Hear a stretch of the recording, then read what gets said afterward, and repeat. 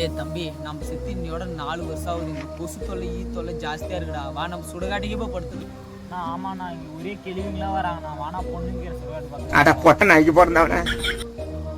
ஏடா உயிரோட இருக்கும்போது ஊரில் ஒரு கிளவி கூட விட்டு வைக்க மாட்டேன். இப்போ செத்ததுக்கு அப்புறம் கூட வரா ஏன் சுடுகாட்டுக்கு? நீ வர வர ரொம்ப கெட்டு போயிட்டா, ஆவி ஆயிட்டாங்களா? ஆமா, சுடுகாட்டுக்கு எந்த வழி போகணும்னு மறந்துடுச்சு. இல்ல இல்ல, அது அந்த பக்கம் எங்க போனோம். அங்க ஒரு ஆளுக்கு ஒரு கேட்கலாம், பார்க்கலாம். சரி தம்பி, நான் போயிட்டு அந்த ஆளுக்கு நான் கேட்டு வரேன். நம்ம சுடுகாட்டுக்கு போலாம். ஏன்னா எங்க சுடுகாட்டுக்கு போற வழி எங்களுக்கு மறந்து போச்சு. அது எங்க இருக்குன்னா நேரா போயிட்டு லெஃப்ட் எடுங்க. நேரா போய் லெஃப்ட் எடுத்தாவனா? ஓகேண்ணா. எதுக்கு நான் சுடுகாடு கேக்குறீங்க? இல்லண்ணா, நாங்க படுத்திருந்த இடத்துல ஒரே புழுக்கு மாதிரி இருந்துச்சு.